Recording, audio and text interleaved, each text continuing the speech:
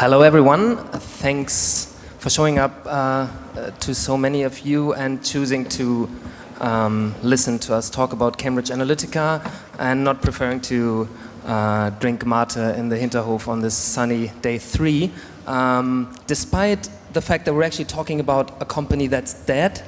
You guys chose to be here, that's great, thank you. And I am very happy to be joined by 3 people here on stage who researched, investigated and followed this topic way before it was cool, and who will definitely tell us why it's still very relevant to talk about Cambridge Analytica today, even though the company claimed to be insolvent yesterday. I would say there's 2 reasons for why that's still a great topic to have and to be talking about for an hour. Happy the Republica didn't kick it out of the program, even though news might have indicated differently. So obviously Cambridge Analytica is just one company in a much larger market of digital targeted advertising in an ecosystem of data brokers whose marketing relies on mass data collection. And Cambridge Analytica is probably or definitely the most prominent company there and the most known example, but it definitely is not the only one. Another reason would be that even though there's been a lot of public discussion about this topic, this discussion has also carried some misunderstandings and some misinterpretations, and that is not to say because the reporting wasn't great or because the public is misinformed. That is because it's very complicated and has many, many layers. And I'm not sure if we'll be able to touch all of them in this hour, but we'll definitely do our best. So the way we're going to do this today is we'll have 30 minutes of discussion here on stage, and I will introduce the 3 panelists in a minute, and then we'll open up to the audience and talk and take your questions for another 30 minutes. But first I want to send some regards to Ingo Dachwitz from Netzpolitik.org, who should be on stage here today. Unfortunately cannot. He is sending his regards. He's ill. And he was gonna give a timeline of events, and we hope to do our best to also give you some introductions for the beginners who might not be so deeply in this topic today. But we're very happy to also take basic questions, as we all acknowledge that it's a complicated topic.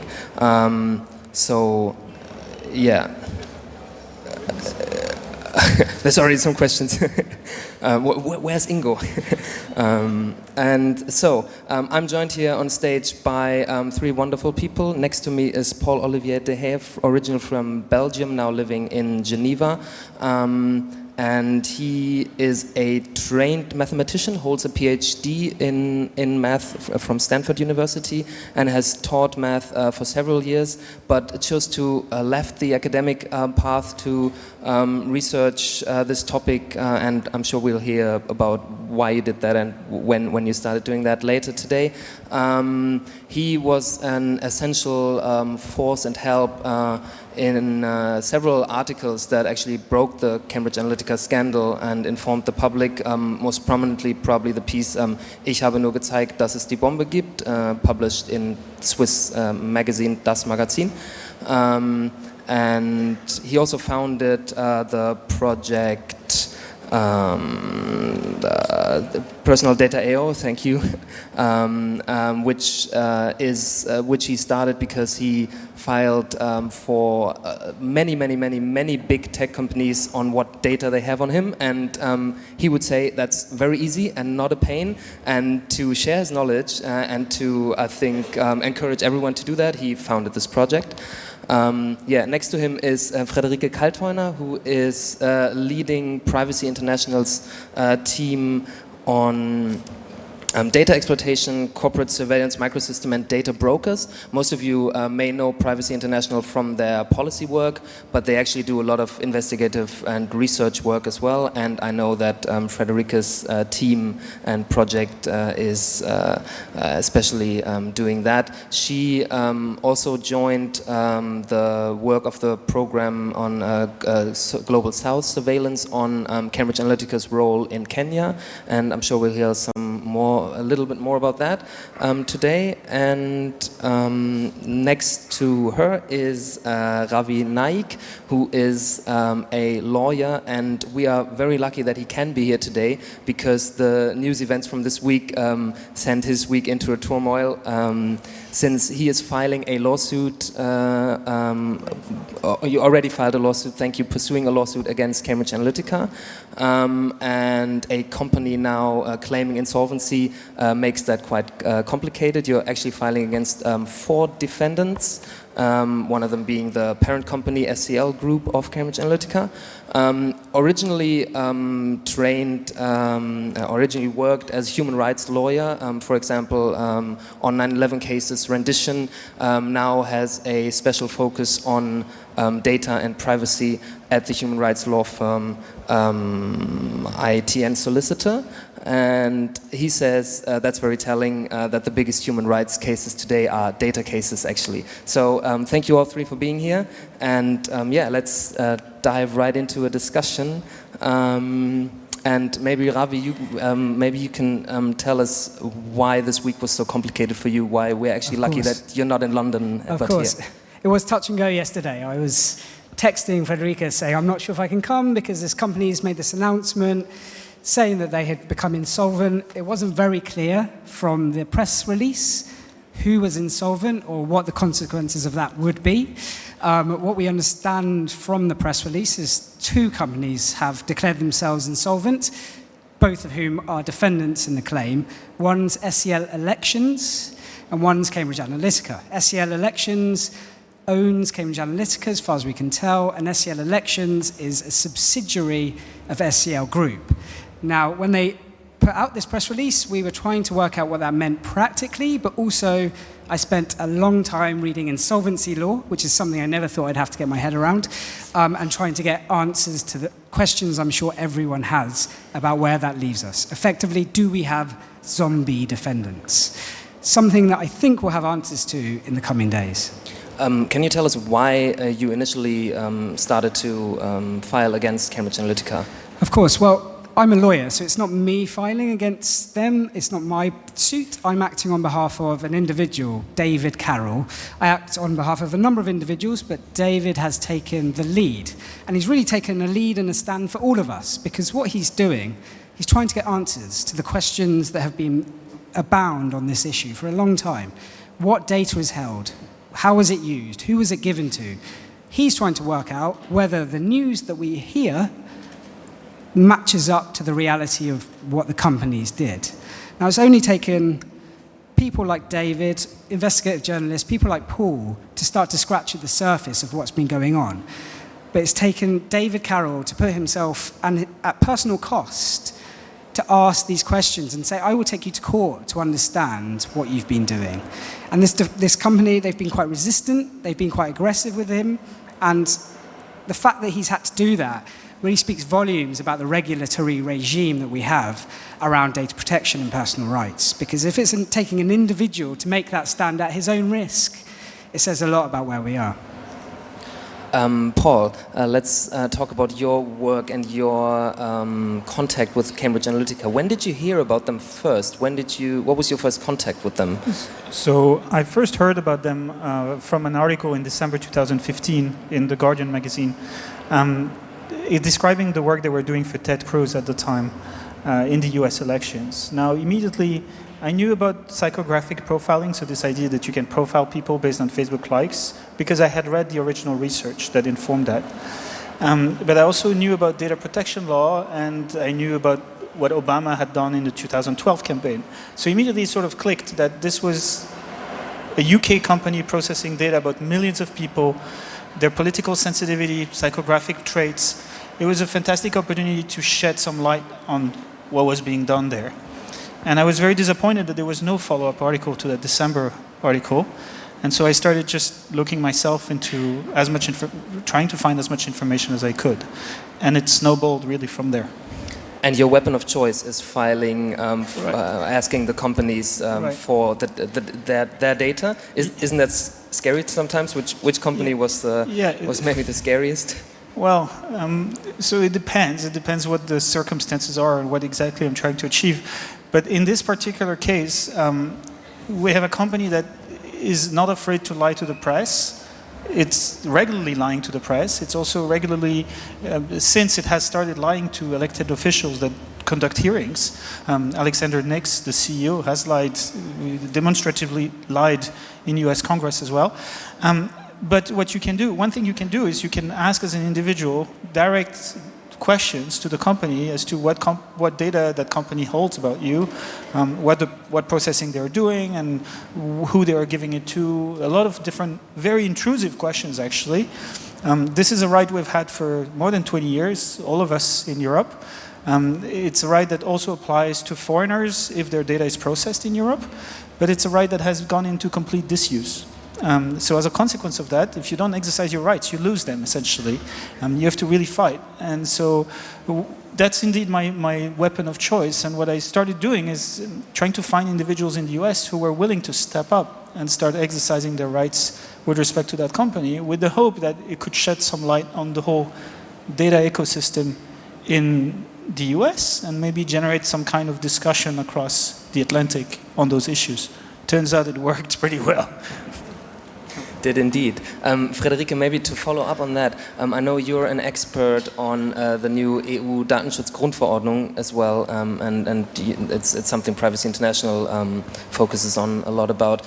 Do you expect there to be more data requests to big companies? Do you expect a change also on what will come out of those requests? After this EU Datenschutzgrundverordnung comes into place at the end of May. So already, according to existing laws, you have the right to ask for access to your data. In German, this is Datenauskunftsrecht.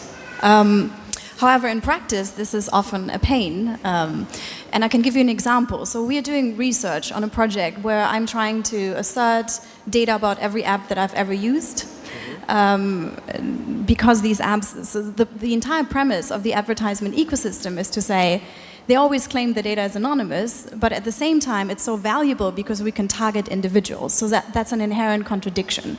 In practice, there are thousands of companies in this ecosystem that you don't know exist in the first place. You have no idea that they have your data or what is happening to your data.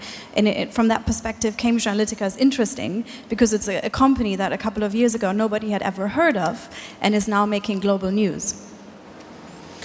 Maybe can you talk about in what countries Cambridge Analytica has been active? I know you guys at Privacy International researched their role in the Kenyan elections. Everyone will probably know the discussions about the role in the Trump election and in the Brexit campaign, but that's not everything. So my colleagues who have Kenya expertise, together we did an investigation last year into the Kenyan election. And what we uncovered is that a company called Harris Media was behind very hateful online videos that were being played out on Google, actually. And we had information that Cambridge Analytica was involved, but couldn't confirm this. And now in Channel News 4 reports that aired over the last couple of months, this had been confirmed by a senior executive, their involvement. But the reports are about many countries around the world, and I think this is really important because there's a neo-colonialist component to this. Many countries around the world have zero data protection or privacy laws. Kenya is one of them. And what we're seeing is that global companies use these places with poor regulation as a testing ground. And I would like to give a shout out to the Center for International Property and IT Law in Nairobi in Kenya. They're doing an ongoing investigation into whether the biometric database has been used in the election to target WhatsApp messages. Without data protection law, there's zero restriction on what can happen to such sensitive data. At an international level, it's also worth highlighting that the parent company of Cambridge Analytica is called SCL Group. And in this umbrella of companies, there's one called SCL Defense, which is basically a military contractor working in the emerging field of information warfare. So it's really this idea that if you control information, you control part of the battlefield. And that's really where they're active, both in an offensive role, sometimes doing PSYOPs operations across the world, in Afghanistan, in Libya, for instance, but also in a sort of defensive role where they will help, this is what they do, where they help Baltic states and Slavic countries to build better social media monitoring for fake news, disinformation, malinformation, all this type of information manipulation operations in a defensive role, both against the Russians, but also ISIS when it was, rising up and trying to recruit on social media. So that's a big part of why that company was interesting and can be deemed to be different from regular digital marketing firms. It's, of course, they're only exploiting expertise that they build in the commercial sector for military goals, but the fact that this expertise already exists in the commercial sector is maybe the core of the problem. Frederike, can you tell, let's talk about some misconceptions and misinterpretations about this whole scandal. Can you maybe say how advertising, targeted digital advertising is actually different to what advertising has always been? Because that's something people say, well, this is just advertising.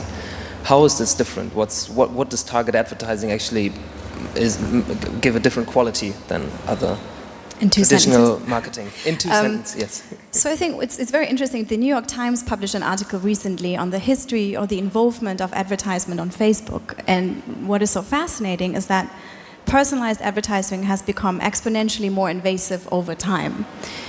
You're being tracked, we know that we're being tracked around the web. People are more or less aware of the fact that cookies exist. There is less of an awareness about the trackers that exist in apps, about the role that data brokers have in this ecosystem. The bottom line would be this is not just about ads.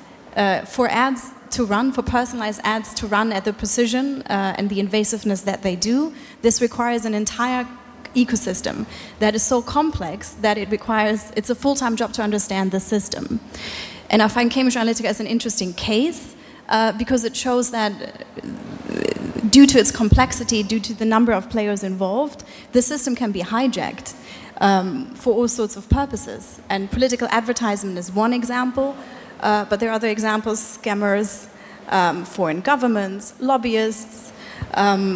And the question has always been, well, I haven't been persuaded by an ad. It's just an ad. I never really click on ads. You might want to talk about this later. But I think the premise of advertisement is, the industry narrative is to say ads have to be relevant to people. We want to show ads that are relevant. But the point is to persuade you to change your behavior, to make you click on things and to make you buy on things. And it's not a surprise, since this is the narrative in marketing, it's not a surprise that political parties, lobbyists, foreign governments want to make use of the same tools. Please, Ravi. So, just on that, so one of the issues with this whole case is there's a lot of speculation about what this company and these companies have been doing, but actually nobody really knows. Despite all the spilt ink, nobody really knows what they did. And that is why what David Carroll is doing is so vital, to protect the democratic integrity for all of us. Because it's one thing saying, well, it didn't hit the election of Donald Trump, or it had no role in Brexit. It's another saying, we just don't know.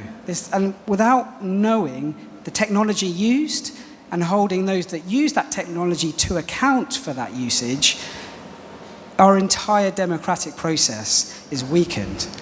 I would say a bit more. So we don't know what was used by this particular company, but we do know that this ecosystem is extremely invasive to an extent that would be surprising to any non-professional in this audience.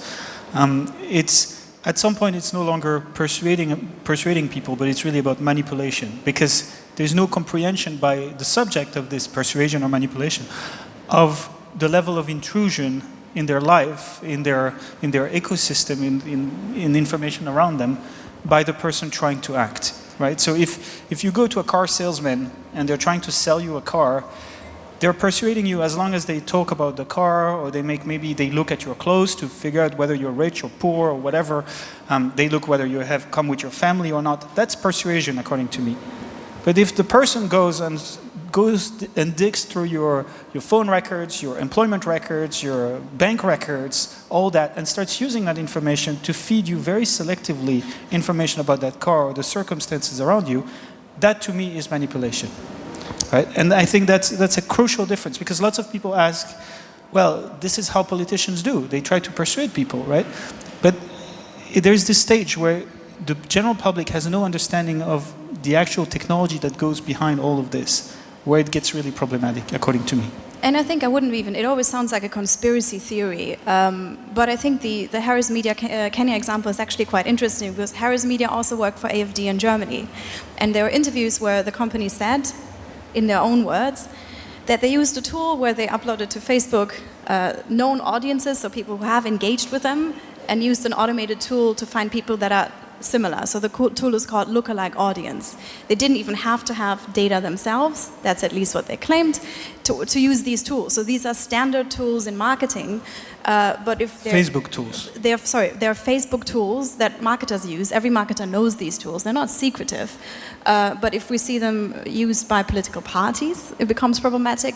But also if we see them in the context of contested elections, and then it gets really complex. For example, in the Kenya case, these videos went viral. So people were saying when they searched for certain keywords that were relevant to the election, they saw these videos. So there's a dynamic and unpredictability in the system. How do things get viral? That's a science of itself. So you can try to get attention and spread information, but then it can just...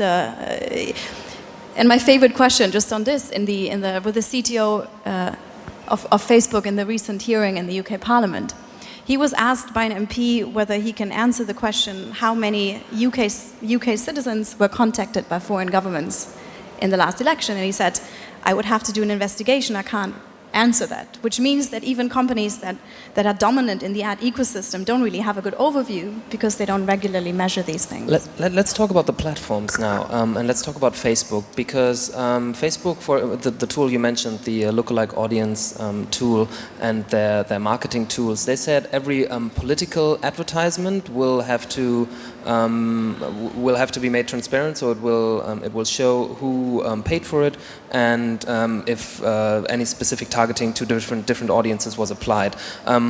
So what do you guys make of Facebook's reaction to the Cambridge Analytica scandal? What do you guys make of that? Is that going to shed enough transparency on this? It's an interesting question about what Paul was talking about before, how this right to access has gone into disuse. But there's a sister problem which goes to what you're talking about with Facebook, which is the companies that you ask for your data, it should be a straightforward process, are hugely resistant. And part of the problem is rights are only effective if they are practical. And if rights, you have to go to court, as David Carroll has done, to work out what's gone on, or with Facebook, it's taken this crisis for them to even begin to explain information that they had ready access to, that in of itself is a problem. And it's a problem people shouldn't have to go to lawyers to assert their basic rights. And that's a societal problem. That's something that regulators really need to recalibrate. Because if you are completely in control of the information as a company and an individual is trying to get access to that, it should not take a court case to even begin to open that door.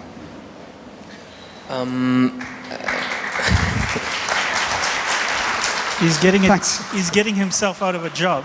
I'd love to work myself out of a job, I tell you. There should be no human rights abuses. That's self-evident, but here I am. Let's, for maybe the last 10 minutes of us discussing here on stage before taking you guys' questions, let's talk about how we as a society, how politics need to move on now, as we know bits about Cambridge Analytica, about Facebook's role, about the role of other players in this field. What do you guys expect to be done on a political level? What is your recommendation? I would have recommendation actually to voters first, before recommending to politicians to shape that part. So there are upcoming elections at European level fairly soon. I think in 2019 there's elections in some European countries soon. So why not ask candidates to commit to some principles around personal data? For instance, very easy access to all the profiling information that those candidates might collect, right? So to the extent that it should be one click to really ask any candidate, what do you have about me? How you're using my data? What are you doing? Maybe candidates could self-commit not to use certain tools like lookalike audience, and this basically outsourced profiling to Facebook for political purposes, which should plainly be illegal. So so that would be a first step, a bottom-up movement asking for more transparency from politicians. And I think it would be important to have that, because once that challenge comes from the general public to politicians, politicians will be in a much better position to enforce existing rules in the commercial space. They will understand better why that there is a demand and why it's there. So you're saying we have enough existing rules, or should there be more regulations? Is there a need for new laws, or do we have enough existing laws that just need to be enforced? Yeah, there's probably a need for more laws, very targeted but very precise. But we have already such a body of law that is basically not applied, not enforced, that my suggestion would be to fix that first. My worry is that,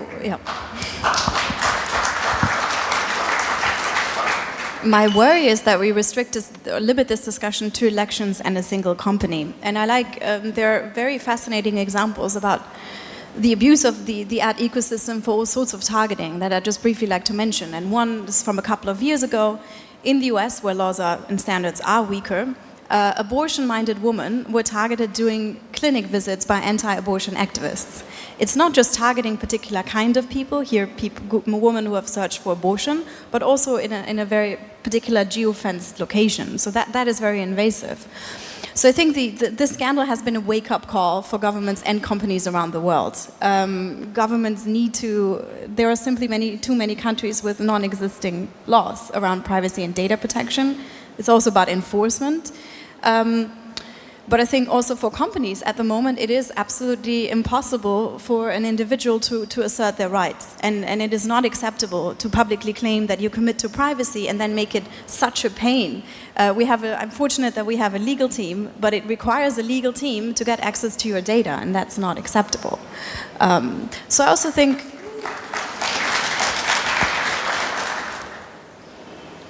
one thing to add, I think what was also fascinating about this, we talk about data as the new oil, but we also need to talk about data as a liability, as something that can be quite toxic for a company.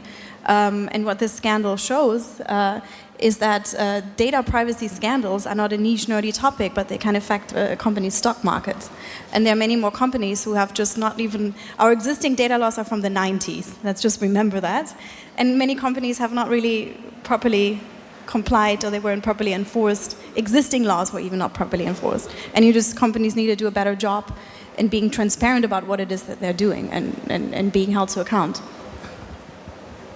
I guess the big unknown that nobody's talked about yet is the GDPR. Is obviously there is a sea change, ostensibly a sea change in data protection regulation coming, the General Data Protection Regulations. The GDPR is evolutionary rather than revolutionary. A revolution in data rights will come when people start to access and enforce those rights.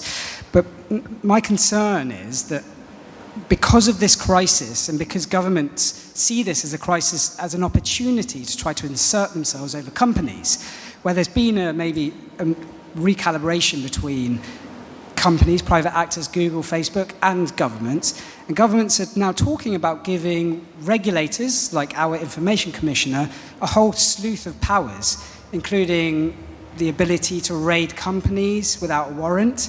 Now that, I think, is itself a dangerous progression, because in the UK we have a police force that is very regulated, and the powers that they use to raid offices, you require warrant access and things of that nature.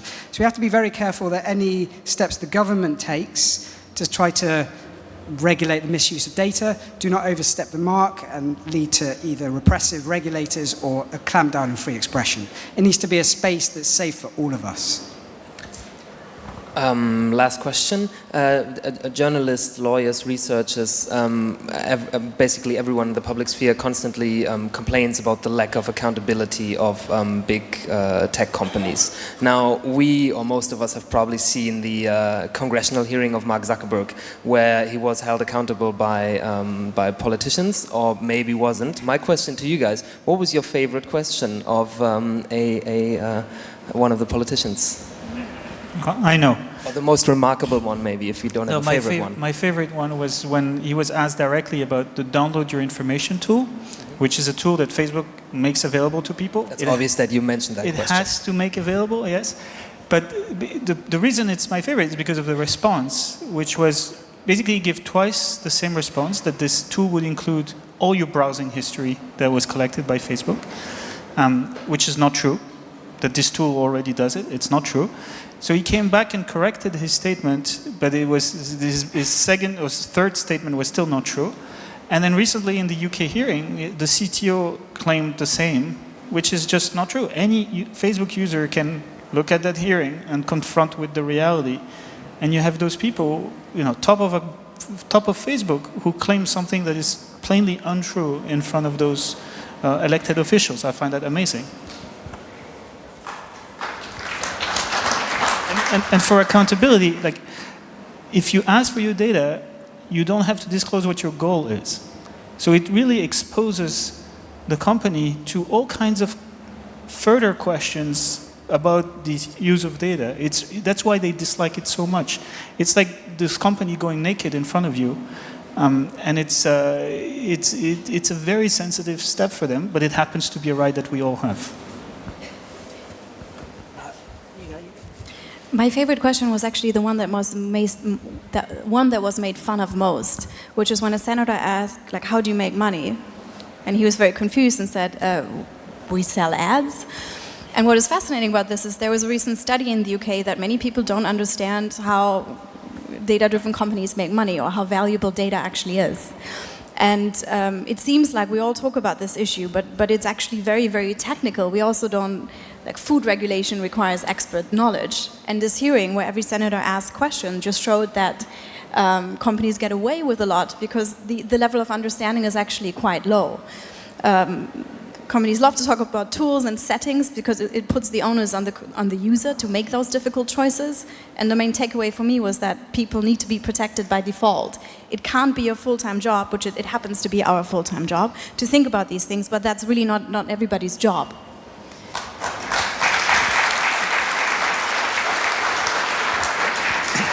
I think for me, my favourite part, didn't get to see it all, but my favourite part was not something that was said, it's rather something that was written, which was someone took a photo of Mark Zuckerberg's notes, and there was a big part and big headlines. One of the headlines was, GDPR, do not say we apply it. Interesting revelation as to Facebook's approach to the law. Yet. Thank you, guys, and with that, let's open it up to the audience. If there is any question, I believe we have handheld microphones. We have one handheld microphone, so please bear with us.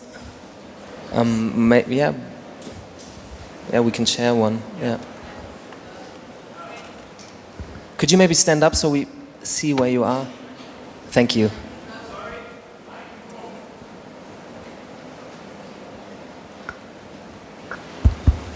Here we go. Thanks. That was a great panel. I'd like you to comment a bit on terms of use, terms of engagement, whatever we want to call them, because many people believe that they have signed away their rights once they clicked. If you could comment on that. And as we are going into perhaps a more aware kind of future, how do you see us? I mean, it's nice to say go back to the voters, get the politicians to engage, but if they choose not to, what can we do as citizens as we go into many, many elections that will actually determine the kind of laws that will be available to regulate that space? Who wants to touch on that? On the terms and conditions, being a lawyer, it seems obvious for me to answer that. It's quite telling. I don't think I've got the time to sit there and read all of the terms and conditions that you have to use systems that are intricate to our lives. But your data rights cannot be circumvented by terms and conditions. Whatever you click through, you still have a right of access. You still have a right, your basic fundamental data protection rights. I think knowledge of that is actually quite empowering. Knowing that despite what the terms and conditions that go on for hours and hours and hours say, you still have rights. And educating and getting people aware of that will cause a cultural shift, that these terms and conditions should never, ever allow people to think they don't have rights. Just concretely, sorry, I jump in. No, fine. So you go to any privacy policy, you do Control F, you search, you find the word access. If you don't find it, that policy is probably not compliant already. But once you find it, you look at the email address that's next to it, and you can send an email address to a message to that email address and exercise one of 6 or 7 atomic rights that you have. And access is one of them. Erasure is another one, to simplify. And that's, you don't even need to read the policy. You just need contact information. So I think we should stop saying forever that we have given away our data, because it's simply not true. My data happens to be in the Cambridge Analytica database, not because I did a personality test, but because one of my 1,300 Facebook friends did. Also, sort of like, and as a result of this, this is why this case is so interesting. We always think about data exclusively as the data that we consciously share, and this is what companies love to talk about. We do not talk about the data that's automatically being tracked, and we do not talk about all the inferences and predictions that can be made from this. There is no field on Facebook where you can say, I'm neurotic, I'm depressed.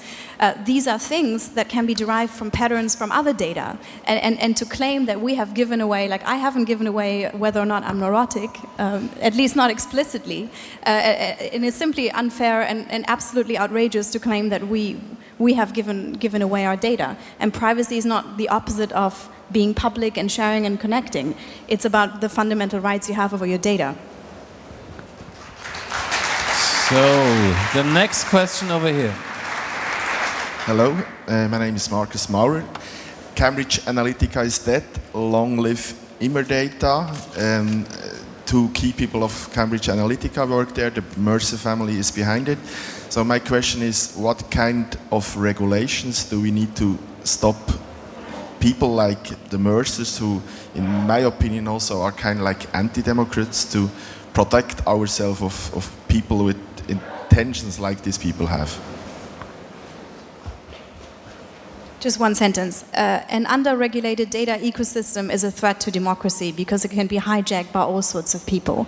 Data protection won't solve this alone. There's need for competition law, all sorts of different regulatory mechanisms. But I think the core for me is an under-regulated ecosystem is a problem not for you individually, but for society as a whole.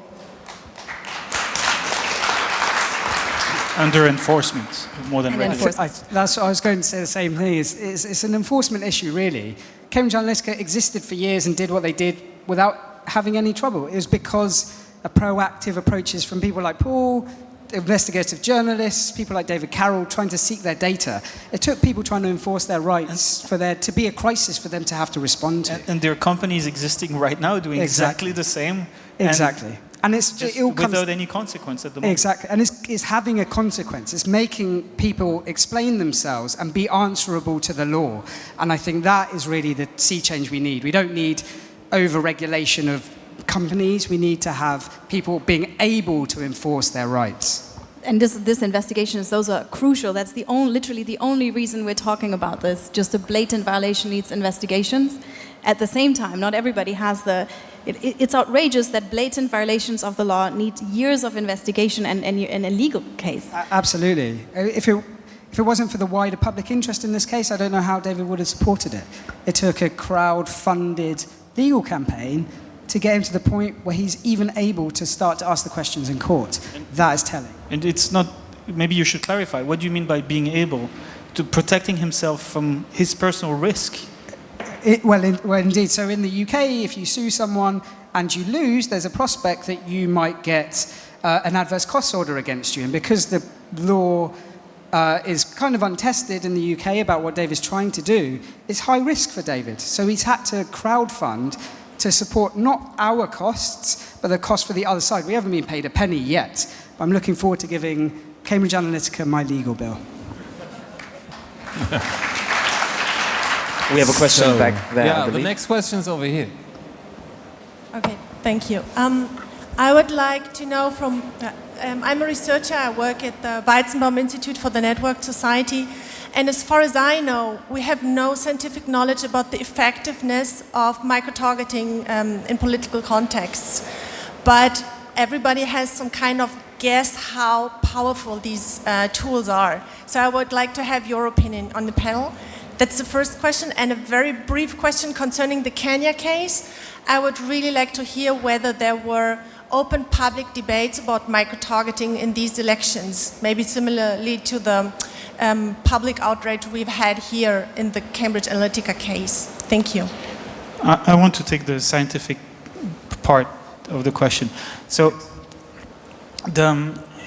first of all, there is scientific evidence of efficacy in the commercial space of psychographic targeting. That is a fact. Now, in the electoral context, I would venture that the goal is not so much that you see an ad and you change your mind. That is not the goal, or that a voter sees an ad and changes their mind. If you look at the way SCL, Alexander Nix, those people talk about what they do, it's all about spreading rumors. It's all about affecting how the issues are talked about. The goal here is not to manipulate individual voters, but it's to manipulate the network and the flow of information on that network.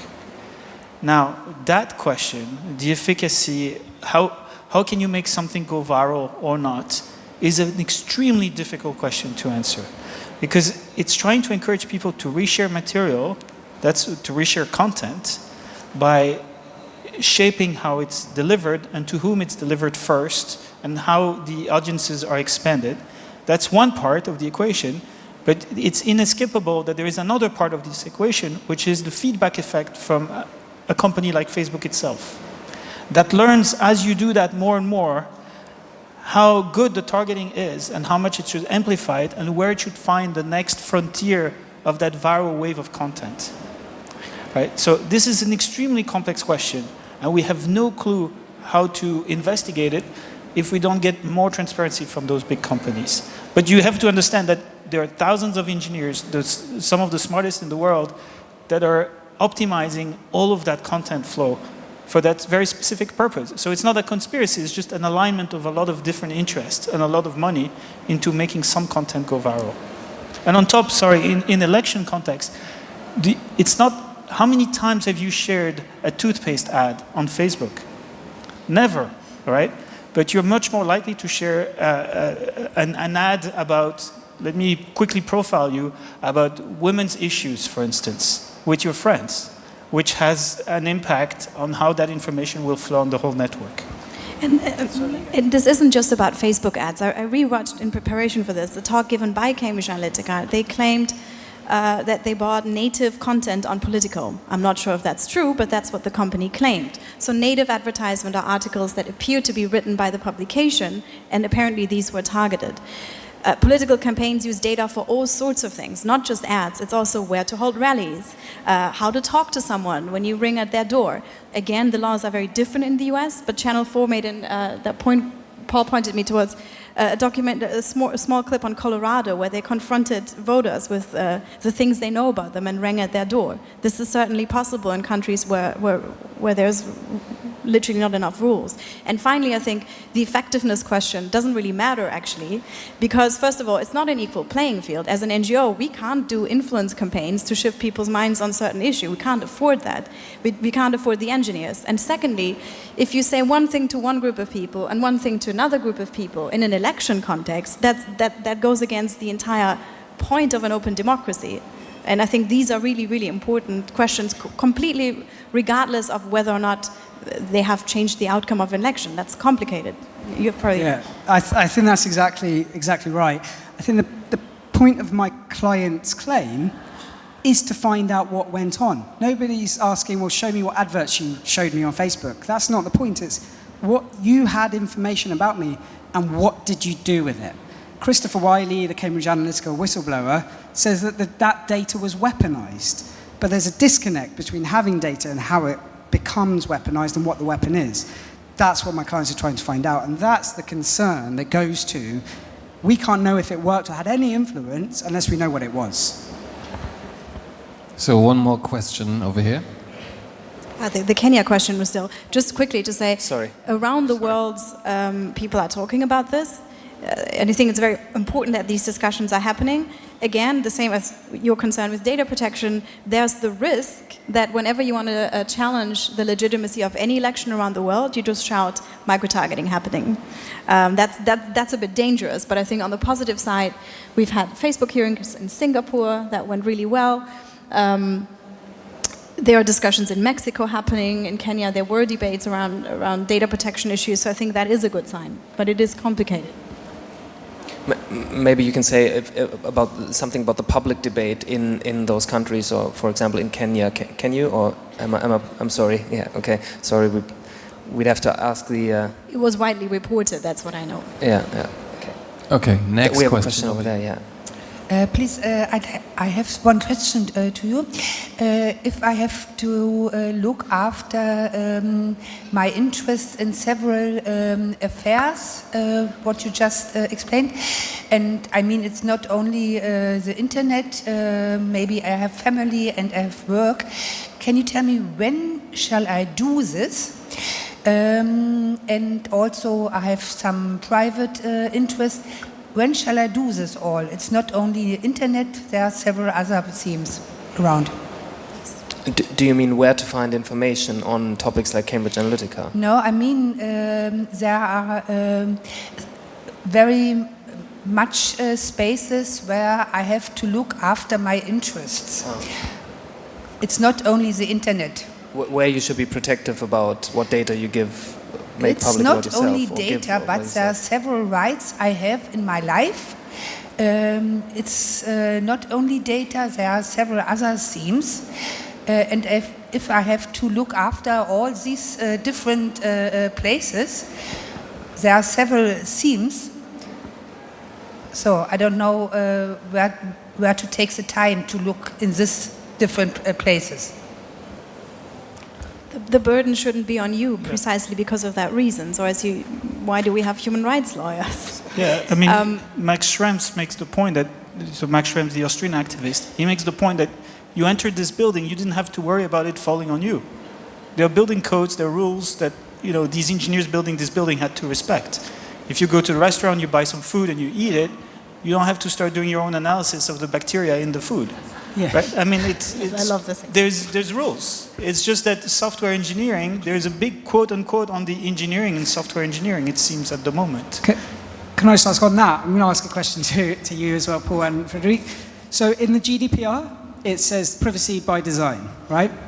As a lawyer, that means nothing. That's a field day to lawyers to argue amongst themselves as to giving that effect. So I think the question is, well, this shouldn't be something that we have to rely on. Privacy should be part of the design. I'm sure I'm going to try and sue someone for not making privacy by design. I'm sure a lawyer back to me is going to say, that doesn't mean anything. How do you make privacy by design practical? It is a very vague, it is a vague principle, but I think what's important about GDPR is that it does shift the responsibility and the burden of proof away from you towards data controllers. You have to prove that you're compliant. And that's a massive change. People talk a lot about the fines, but this the shift of burden, the accountability principle, that's actually even more relevant. Yeah, just on privacy by design, actually we've started to see a trend by companies to use this to their own advantage. So to use the argument that they're doing privacy by design, for instance, to disconnect you from your rights. So Facebook would know about your face, for instance, would know about your browsing history, would know about all kinds of information. All this would be linked together. So your face with your browsing history, or your ad clicking pattern with your browsing history, all that information, but never linked to you or to your user account. So the consequence of this is that basically they can claim this is privacy by design. The consequence is that they still have all the value in their modeling and all of that. They still have it. But you have no way of connecting yourself to that and asserting rights over this. Right? So that means that in the future they could build decisions on some kind of model built on your face, and you have no way of challenging it. Don't know if I've made that clear, but it's a problem. Okay, one more question from here. Hi, thank you for the great discussion. Considering advertising is a big problem here, would you recommend an ad blocker as a method of security? Sorry, I'll take it because I'm on the acceptable ads committee that is run by AdBlock Plus of the company IO that some of you might know about. So I think with ad blockers you have to be very careful because some of them block ads but do not prevent tracking. This is also dark pattern in their design, in their interfaces. So yes, ad blockers are a good solution. They're not a perfect solution, they're a good solution if you don't use the default settings either. In general, I think we got asked this question all the time. So this is outrageous. What can I do right now? And I understand the sentiment. And there are certain things I do myself, and it is important.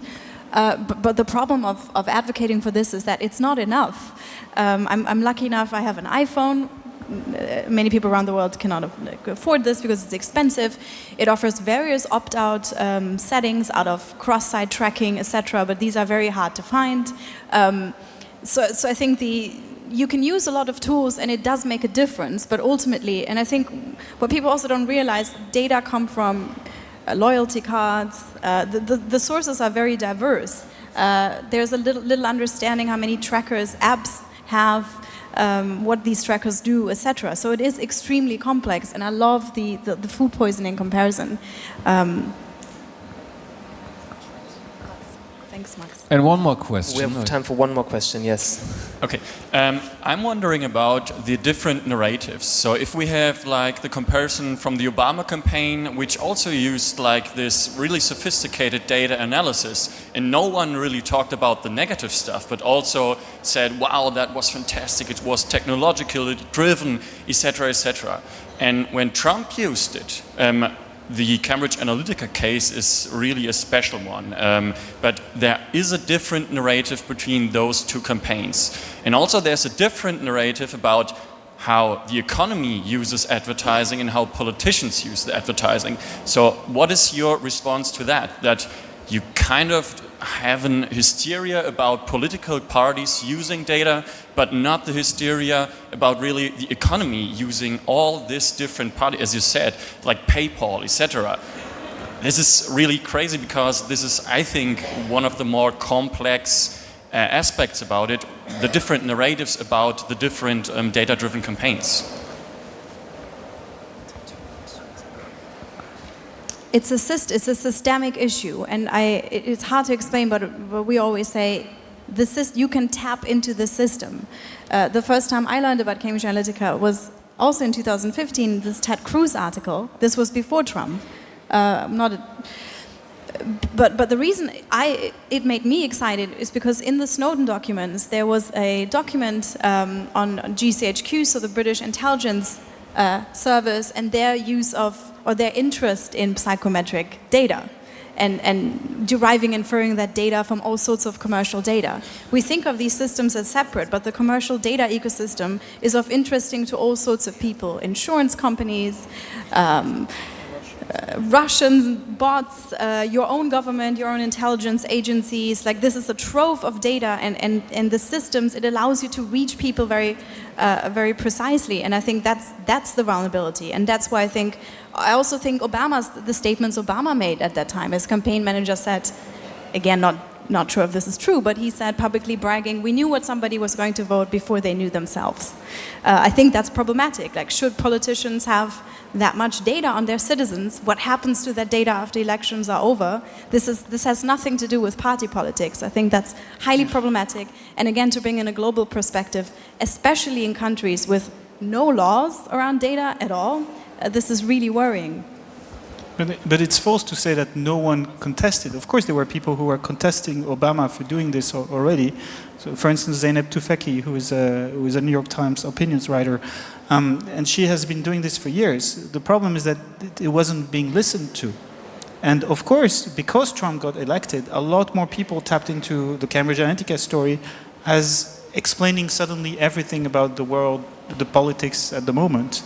But the original harm is in the data collection, in the fact that this goes into a commercial ecosystem without any kind of enforcement of the rules. That's the original harm. And then you can derive it in many different fields. as a lawyer, obviously completely apolitical, so I can say that although Obama obviously utilized these things, the fact that Trump's election has sparked a debate and an investigation and an inquiry, the fact that we're all sat around discussing this issue has to be positive for the public discourse. Just one thing, because it's important to correct, otherwise words might be twisted. Obama did do something different. So there was a difference in what Obama was doing in terms of obtaining consent about getting information about friends in order to share with the friends